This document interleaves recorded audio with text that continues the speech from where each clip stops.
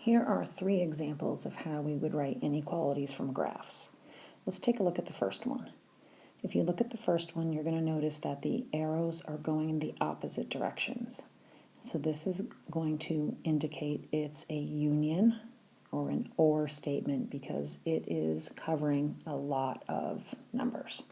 So you're going to write 2 inequalities. So let's go ahead and start with the one on the left. We have x is less than -2. It's less than because this is an open circle. That's why it's not less than or equal to. And then we have or, and on this side we have x is greater than 3. And it's greater than, not greater than or equal to, because that's an open circle. The second one, if we notice, they're connecting. This is an intersection. It's an overlap. And so what we're going to start off with is we're going to put the x in the center.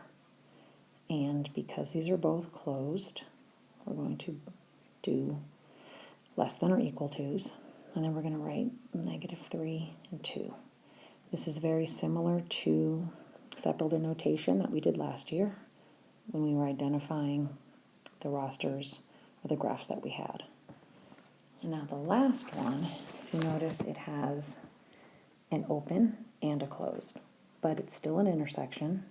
So we're going to write it the same way, except be careful. On this side, it's going to be a greater than -1. So -1 is less than x is less than or equal to 3.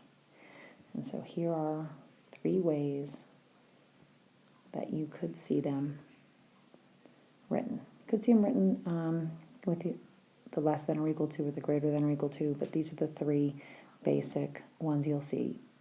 Ors, going opposite directions. You'll have intersection, you might have 2. Closed, this one is 1 of each. Let's go to the next screen. You can do some practice on your own.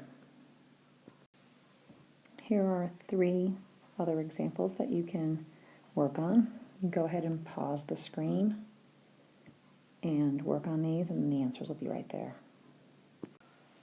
Okay, just go to the next screen and you'll see the answers.